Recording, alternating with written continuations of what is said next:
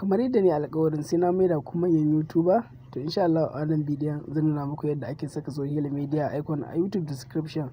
Don haka idan kana so ka saka, ka biyo ni daga farkon wannan bidiyo har ƙarshe, sannan kar ka manta ka danna subscribe a wannan tashar, sannan ka yi mana like na wannan bidiyon.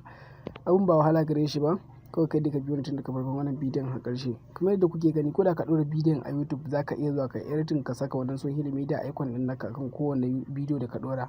So abin da za ka fara ka tabbatar kana da application na YouTube Studio wanda na san duk wanda yake aiki da YouTube yana da shi. Sai ka zo ka danna wannan gurin edit ɗin. Okay, daga nan sai ka taɓa gurin da aka rubuta add description. Kamar yadda kuke gani, da yake ban sa komai ba a description ɗin. Okay, yadda abin yake shine kamar yadda kuke gani wannan social media kowanne akwai HTTPS a jikinta da kuma www. To abin da ake so kowace social media zan sa muku wannan social media a hakan sai ka copy su gabaki daya a description ɗin kai ma. Kawai kowace social media ana so ka sa slash, sai ka sa sunan ka ko sunan channel ɗin ka ko sunan abin ɗin naka da kake so an danna akan shi kuma icon ɗin ya bayyana kamar yadda kuke gani. So yanzu wannan Facebook ne, zan fara da Facebook kamar yadda kuke gani. Zan zo kan setting sa sai na fiyasta. Kamar yadda kuke gani ƙarshen facebook.com ɗin da za ku akwai slash Usman Fasaha, sannan kuma duk space ɗin kamar yadda kuke gani na sa irin wannan, to kuma irin shi za ku saka kan kowanne. To haka yi ma TikTok kamar yadda kuke gani fara yi. Okay, bara na goge wannan, na riga na sa shi. Zan zo kan site na TikTok shi ma kamar yadda kuke gani sai na fiyasta. Kun gani tiktok.com/Usman Fasaha. Wannan space banda space, in ka san da space in kuma iya sunan ka Usman ne zaka iya bada shi haka kenan, amma dai da space sai ka sa irin wannan minus din na kasan tukunna kan shi kamar yadda kuke gani. Sai kamar yadda kuke gani kowanne za ku yi mai haka. So daga nan ko yanzu wannan social media icon yanzu sun fi shiga. Misali yanzu bari in copy shi gaba ki ɗayan shi ku gani sai na zo YouTube description din sai na fiyasta kamar yadda kuke gani. Kun ga sanan, to bari ku gani ne save. Wannan wancan ainihin social media da komai da ka saka, to shi ne zai sa YouTube din ya nuna icon din wannan social media kamar yadda kuke gani. Bari na play na bidiyon ku gani a YouTube. Na yi disable na YouTube ina saboda na bude muku shi a cikin Google Chrome saboda kada ma notification da sauran abubuwa su yi yawa.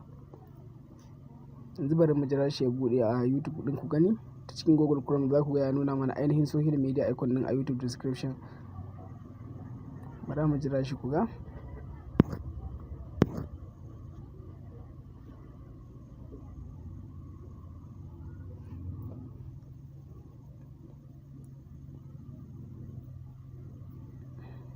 Kamar yadda kuke gani, bara mu dan jira shi yana loading ne sosai. Yasa ma ne ta sabon din ainihin YouTube din ma. Assalamu alaikum. Kamar yadda kuke gani yanzu bari na nuna muku description din.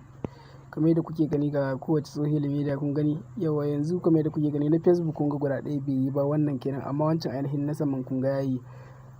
Na TikTok ne bai ba. Ina ga shi wannan ba ainihin URL nasu bane, amma kun ga na Twitter yayi, na YouTube yayi, na Facebook yayi. So idan wata social media ba ta yi za ku ga wasu ba sa saka, amma na TikTok din nan ma akwai dalilin da ya sa shi yake yi. Za ka iya ainihin copy URL naka sai ka cire ID din shi ka fiyasta shi ma zai yi insha Allah kamar yadda kuke gani. Amma na Facebook kun ga yayi slash Usman Fasaha ga icon nan ya fito. Haka na YouTube ma kun ga yayi. Kun ga na Twitter ma X wato shi ma yayi. Shine tsarin kamar yadda kuke gani. Shine za ku in kuna kallon bidiyon wani a YouTube, misali wannan hoton Facebook din kuke gani. So saboda shine farkon URL din da muka saka, farkon link din mu a social media, yasa yake nuna icon din shi wanda daga nan mutum zai idan na tafi kan Facebook page naka yi following ɗinka da sauransu. Okay, mun gode sai mun haɗa ku a wani sirrin na YouTuber insha Allah.